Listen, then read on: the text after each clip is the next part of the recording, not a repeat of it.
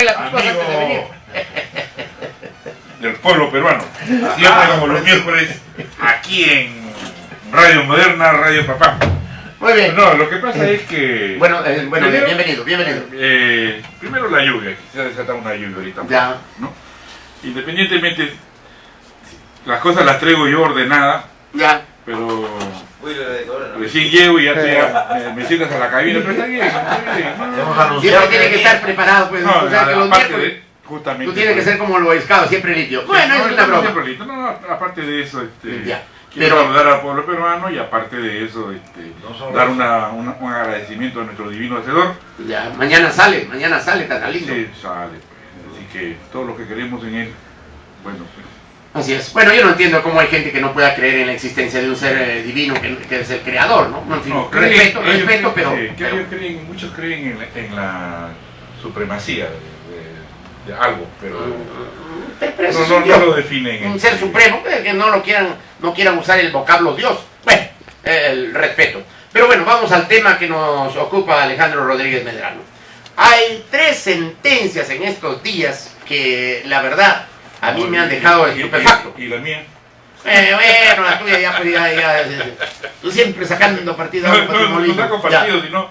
Mira, lo que quiero que se entienda es que... Lo que tenemos que entender es que el Poder Judicial es un fiasco. No solamente fiasco, hay muchas cosas que están fuera de la norma y aparte de ello no hay nadie que quiera poner orden en esta institución, tanto en las instituciones cautelares del derecho del ciudadano, Claro. de los derechos, como dice el artículo 1, el hombre es el fin supremo de la sociedad y todos debemos de protegerla. ¿Se cumple? No. ¿Las instituciones cumplen? No. Hazme Pero favor. hemos visto, por ejemplo, Pero lo que tú estás preguntando de las sentencias... claro, pero no solamente, como digo, en el Poder Judicial, estamos viendo que aquí nadie quiere combatir el narcoterrorismo. Porque, viejo, ¿para qué están mandando, pues, muchachos Oye, ahí que ¿tú ¿por qué no se cree que me sacaron del Poder Judicial? Porque yo no he tenido, yo he cumplido con la ley. Ya. Y el hecho de haber cumplido con la ley me hace delincuente. Eso que quede claro. Otra, en todos los casos emblemáticos de tanto de terrorismo, narcotráfico, corrupción de funcionarios, he impuesto las penas severas. ¿Por qué? Porque la ley te da esa alternativa. Y más aún, si la ley te dice, oye, cadena perpetua, término medio, cadena perpetua, y mínimamente cadena perpetua, ¿qué pena le puedes poner? Claro. Pero aquí estamos viendo, por ejemplo, ya lo taparon de nuevo estos algunos pseudo periodistas, medios de comunicación interesados, ya taparon lo de Yuquito, que le encontraron 31 millones de dólares en Estados Unidos.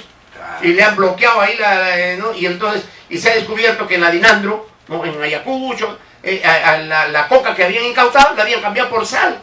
Entonces nadie quiere... No es la primera vez. No es la primera vez, no es la primera vez. Estamos viendo que a Vladimiro Montesino lo exculpan del narcoavión, que él no tenía, de la caja militar policial también, y ahora también sí. en la muerte de este Tito, el emerretista Tito, ¿no? También porque no se ha establecido que él haya habido una cadena de mando. Sí, pero tú tienes que tener en cuenta que nosotros no podemos hablar, eso sí te lo dejo de claro, de cosas que no conocemos. Ya. Tú no has leído el expediente. Los magistrados son los responsables, aquellos que firman esa resolución, son responsables de lo bueno o lo malo que hagan dentro del proceso. Y más aún, con el criterio de conciencia y que esté dentro de la ley. Esto da un síntoma a 2 cosas, en que verdaderamente te está aplicando la ley. O sea, tú no puedes pensar en el sentido, oye, si tú te acabo de escuchar que dice para que exista condena, en materia penal debe ser la prueba objetiva. La propia ley lo dice. Claro. ¿No? Está bien, entonces esa sentencia puede estar bien, pero vamos a la sentencia a la señorita esta Eva Bracamonte. ¿Cómo le han no hay una prueba indubitable, perdón, no hay una prueba indubitable que ella le haya abierto al asesino? De acuerdo con las cuestiones de hecho que se han leído, debe ser absuelta. Ya, a eso iba. Debe ser absuelta. Es contradictorio, ¿no es cierto? Una O sentencia sea, con con tus otra. propios dichos te van a condenar, hazme favor. Ni hablar, pues. Ahora, a la otra. Y eso está prohibido por derecho internacional. Claro. Entonces, ¿cómo los peruanos? Entonces, ¿qué venimos diciendo en la radio, Salvador? Por eso, pues, pero quiero que el público entienda. Debemos nosotros, y esto sí otra vez, Ya. a emplazar al señor presidente de la República, Que ponga orden aquí en la casa. que ponga orden en nuestra casa. Bien. Inclusive ya lo escuché el otro día que dijo, hay que revisar las leyes en terrorismo. No solamente revisar las leyes en terrorismo, todas las leyes, porque hay leyes que se han dado directamente para favorecer, como acá te escucho también de la Telefónica, te escucho de otras instituciones, en las cuales no se dice absolutamente nada. Y en el mismo caso de San Martín Castro, que está en la presidencia de la Corte, oye, con eso está establecido en el Código Penal que eso es delito. Haber firmado y haber intervenido en un caso. A ver, en el marco de crédito, digamos ¿no? Con el público no va a estar pendiente, pero un ministerio público, oye, fíjate, yo planteaba una denuncia contra una fiscal, ¿por qué? De la oficina desconcentrada del Ministerio Público de Lima, que está a cargo de una fiscal provisional que tiene el rango de fiscal provincial. ¿Cómo es posible que existiendo titulares de vocales superiores se ponga a una magistrada que tiene el título de esta naturaleza? Entonces, si en esta institución, tanto el Ministerio Público como el Poder Judicial, no hay orden, no se respeta la ley, ¿qué puedes esperar tú como ciudadano? Así es. Vamos a escuchar al doctor Luis Humberto Falla Lamadrid, a quien también le agradecemos que participe. Qué bueno que se enriquezca nuestro programa con dos hombres que no solamente son abogados. Déjame terminar.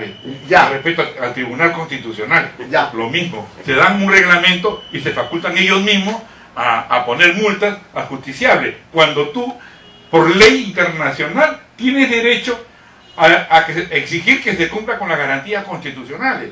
Claro. Y es un reglamento. O sea, fíjate, las normas... El Tribunal Constitucional, ¿cómo dar una ley? Sí, y ahora, ojo, ya se les venció el plazo para ejercer la función del Tribunal Constitucional. Lo más honesto sería de ellos es que pongan su cargo a disposición y no seguir manteniéndose por tiempo indefinido, porque la ley, cuando te señala plazo, es el último día que tiene de existencia ya. Un muerto puede firmar, no. Un muerto puede hablar, no. Un muerto piensa, no. Entonces, tu alma puede pensar, tu alma puede... Un auto, una sentencia, que se te pasó el término, ya no puedes apelar. Sí, pero es que son hechos que merecen una reflexión. Claro.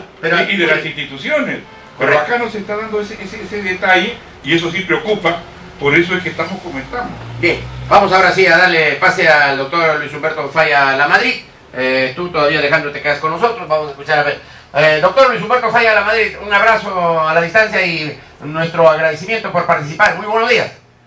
Es un gusto, Salvador Toyacilo, estar en tu programa. Bien. Lo bueno, lo malo, lo feo de la jornada.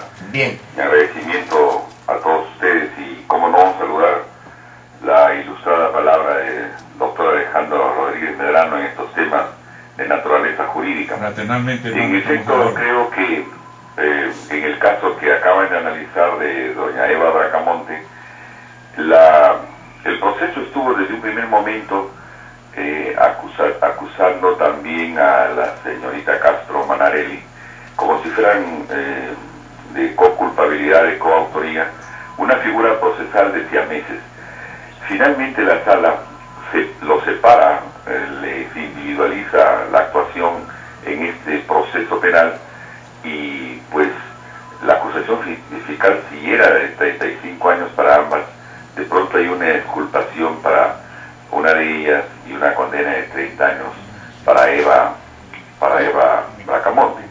Yo creo que la Suprema, que es la instancia que falta, va a tener que ver cómo es defensor de la legalidad. En etapa de juicio oral se tuvo que negar desde principio a fin los términos de la acusación respecto a la señorita Castro Manarelli. Incluso si la Constitución del Estado dice que debe responder por los errores judiciales, estamos ante uno de ellos. ¿Cómo es posible que se le tenga 3 o 4 años prisionero para después no encontrar ninguna culpabilidad? Claro, la prueba tiene que irse abriendo espacio en cada una de las etapas que se justaponen en el proceso. Pero aquí la acusación fue como para dos personas que actuaron como mellizas en un mismo hecho reprochable, cual es la muerte de la madre de Eva Bracamonte. En todo caso, hay procesos que demoran tanto. También he escuchado en tu programa, Salvador, que deberían haber correcciones a la legislación vigente. Según las normas vigentes, comenzando por la Constitución, los jueces también tienen iniciativa en la formación de las leyes. Ellos saben dónde hay un recoveco procesal que está dilatando los procesos. Por ejemplo, el caso que estamos analizando data del año 2006 y evidentemente después de tener tanto tiempo prisionera a una de las procesadas, de pronto es exculpada absolutamente. Entonces, ¿dónde? Es que el Congreso no es un colegiado donde hay expertos en materia jurídica necesariamente. Tenemos que esperar de los colegios profesionales, de la misma magistratura, del Ministerio Público, iniciativas para corregir estas dilaciones que tanto descrédito causan a la institucionalidad, porque el Poder Judicial es parte del sistema, y si hay una justicia tan lenta como la que hoy vemos, y epílogos como lo que estamos viendo en el caso de la acusada Castro Manarelli, pues realmente se ve que se espera, y se espera mal, que solo el Congreso tenga que corregir los códigos, sobre todo de manera procesal, de materia procesal. O sea, doctor Falla, quiere decir de que falta más iniciativa entonces de parte de las instituciones tutelares para poder mejorar la eficiencia. Buenos días, hermano.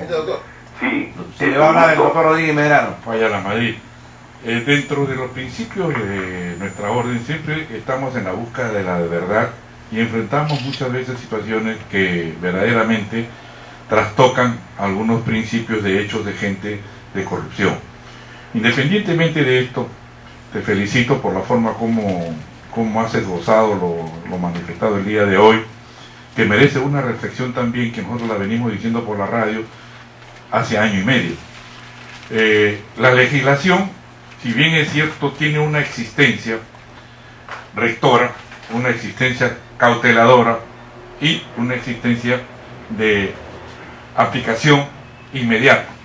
En este caso de Eva Bacamonte, y también como lo acaba de decir nuestro director de la radio, Salvador Otoya, llama muchas veces la atención que cuando se afecta a la persona recién salta, pero se mantiene una inactividad pasiva cuando no te tocan, pero cuando te toca recién haces efectivo y protestas. Entonces eso tampoco es conveniente para un Estado de Derecho.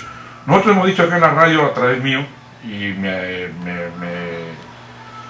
atrevo a decir nuevamente, no estamos en un Estado de Derecho porque existe violación de las normas que regulan y son entes rectores de las instituciones.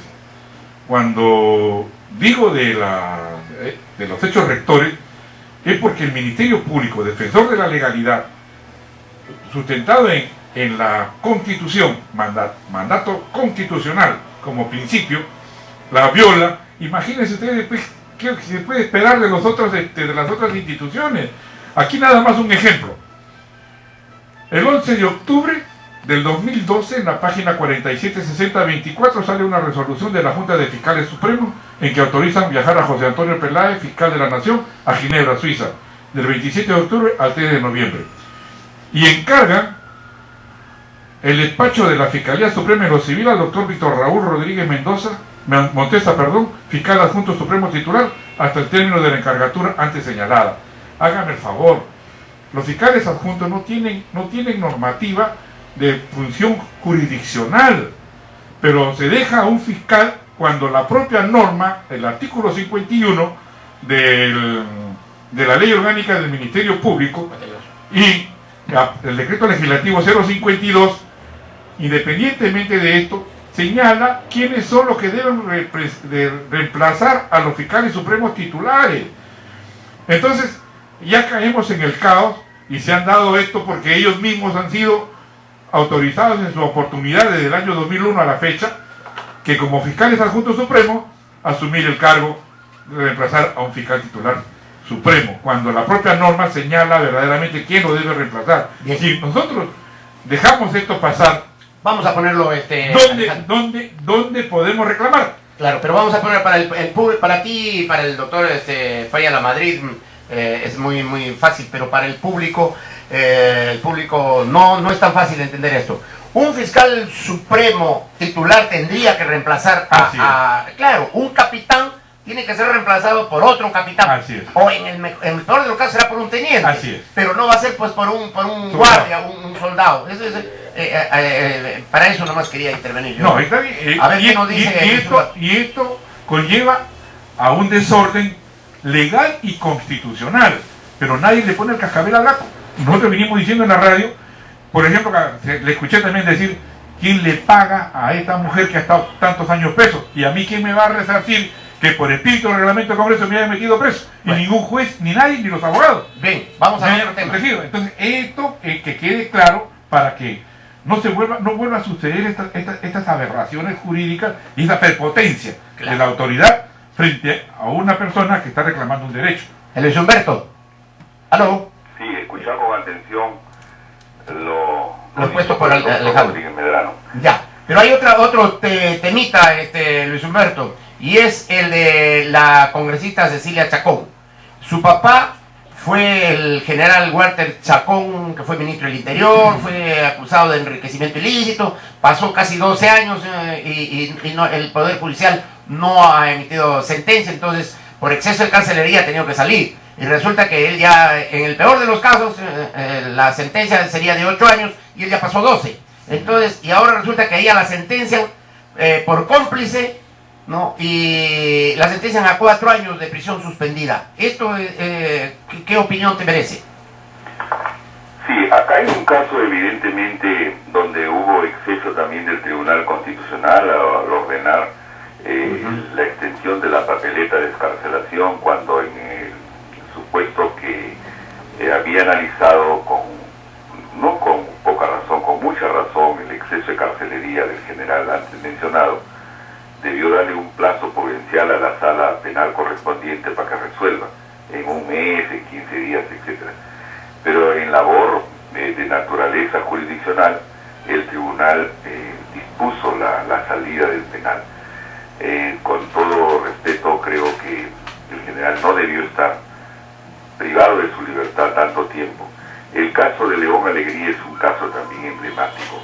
No discutimos el fondo, discutimos la medida procesal de detención y el exceso, en verdad, que afrenta a toda persona.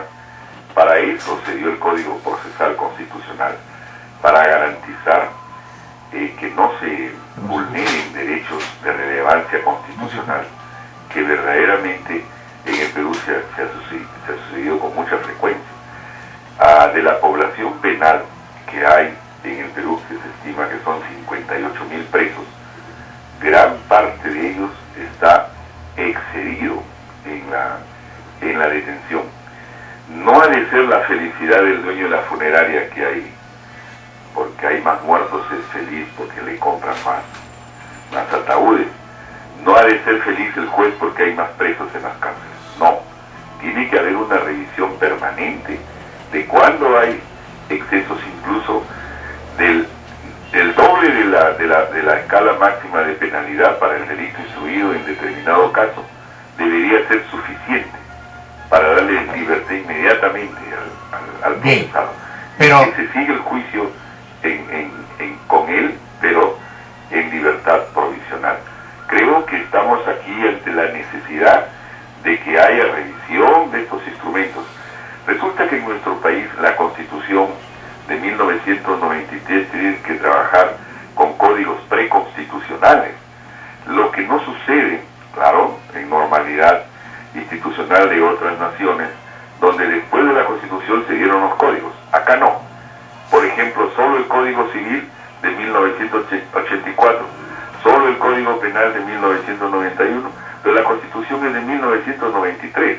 O sea, muchos logros del legislador constituyente de 1993 no son recogidos por los códigos que preexisten a esta ley de leyes, que es la Carta Política del Estado. Entonces, insisto, corresponde a los operadores de la justicia, incluidos los colegios de abogados del país, propone ser más que deliberantes propositivos, que no se queden en las cuatro paredes de sus colegios profesionales las iniciativas. ¿Cuántas tesis de posgrado, ley referenda, proponen modificar tal o cual artículo del código y las universidades no remiten a la Oficialía Mayor del Congreso esas iniciativas que muchas veces son producto de una investigación de 1, 4, 6 años de un estudiante para graduarse de magíster en Derecho o de doctor en Derecho. Propone modificar tal código y se queda en los anaqueles de la biblioteca de esa universidad. Creo que aquí el Congreso lo que tiene que exigir es que hayan estas iniciativas de todos los operadores jurídicos. Bien, Luis Humberto, pero a tu modo de ver, ¿cuál es la situación de esta señora Cecilia Chacón? Sí, la pluralidad de instancia que le garantiza el artículo 139 de la Constitución establece que debe subir a la Corte Suprema el caso.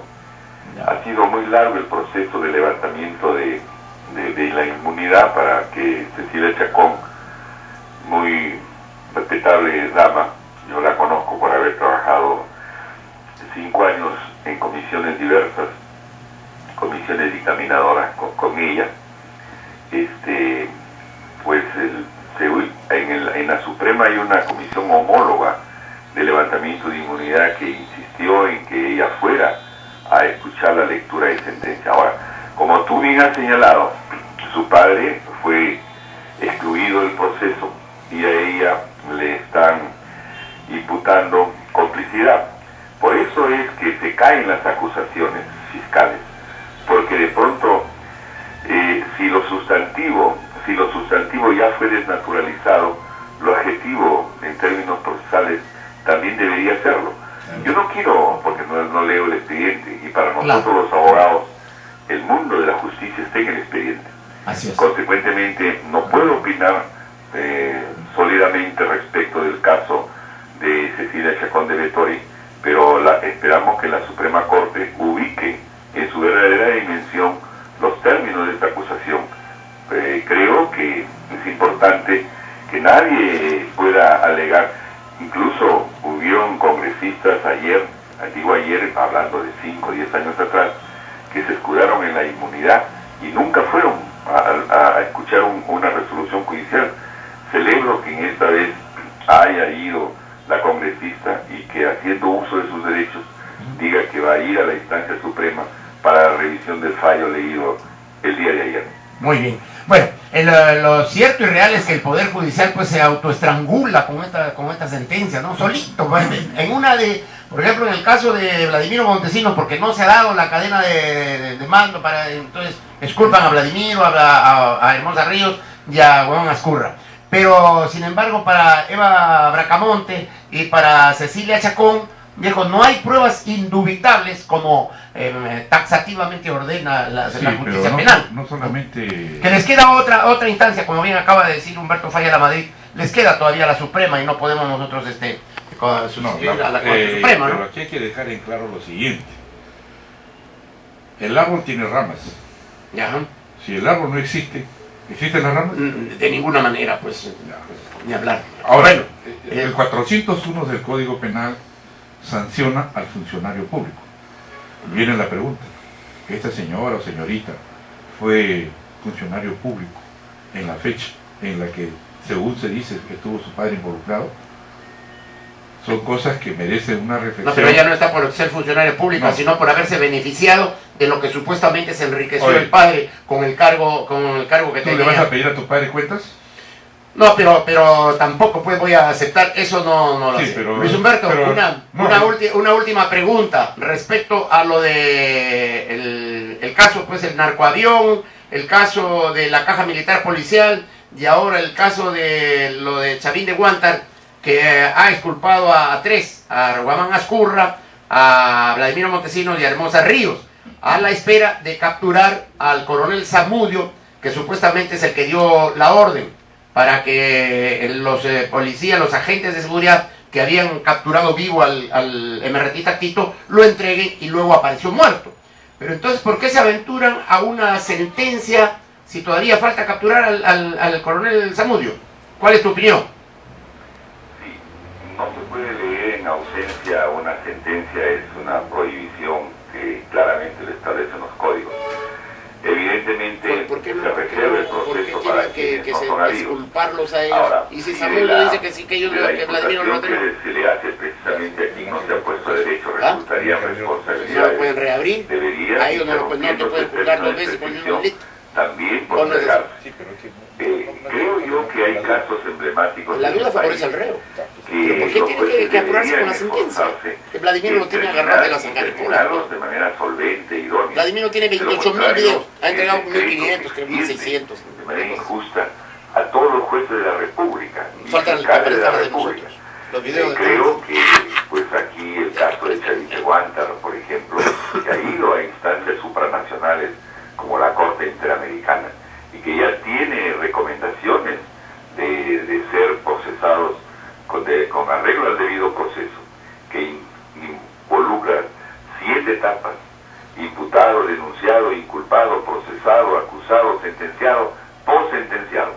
Ese debido proceso se debe respetar para que no haya motivos en instancias internacionales de reprocesamiento. Como el caso de Chavín de Banda, hay otros que tienen tal efecto publicitario que muchas veces los paginazos de los diarios condicionan al juez. El juez no debería nunca sentirse presionado por una situación de esta naturaleza. Ahora, cuando no hay evidentemente una prueba verosímil, cuando se queden indicios del esfuerzo del Ministerio Público por acusar, entonces no podemos pues llegar a establecer una escala. Fíjate, hablando de escalas, en el asesinato, no menos de 10 ni más de 35, y sin embargo le ponen 30 a Eva Bracamonte. O sea, la sala pudo haber jugado, estando a su juventud, a la posibilidad de resocialización, optar por una pena que pudiera ir entre 15 y 20, pero a una le ponen 0 de pena y a la otra 30 años, siendo que la acusación fue de coautoría entre la señorita Castro y la señorita Bracamonte. De modo que creo que aquí lo que falta es criterio de jurisdicción. Los jueces lo que tienen es jurisdicción. Cuando se trata del indulto de Fujimori, ahí es discreción. Una cosa es la discreción y otra cosa es la jurisdicción. Al presidente, en el caso de un indulto, no se le puede imponer reglas, que sí a los jueces para establecer una sentencia, porque la jurisdicción tiene reglas. El criterio de jurisdicción tiene taxativas normas que debe respetarse. No así cuando la Constitución le da como gracia discrecional, por ejemplo, al presidente en el caso de los indultos. Creo que todos estamos llamados a mejorar el sistema de justicia, las leyes procesales, sobre todo, que están permitiendo que casos cometidos hace 10, 15 años recién estén en etapa de juicio oral. Por mucho que se haya interrumpido los términos prescriptorios, se nos ve desde el exterior como un país precivilizado en materia procesal. ¿Cómo es posible que en otras latitudes en un mes, en 3 meses estén cerrados casos tan importantes y complicados? Pero acá los tenemos 10, 15 años y eso desacredita el sistema democrático del cual la justicia es parte importante. Muy bien, muchas gracias Luis Humberto. Lamentablemente lo que tú acabas de apuntar es pues clarísimo, ¿no? Por culpa de algunos medios de comunicación, las turbas, hemos caído en lo que se llama pues la oclocracia, ¿no? O sea, el gobierno no del pueblo, sino de las turbas, del escándalo. O sea, los jueces se dejan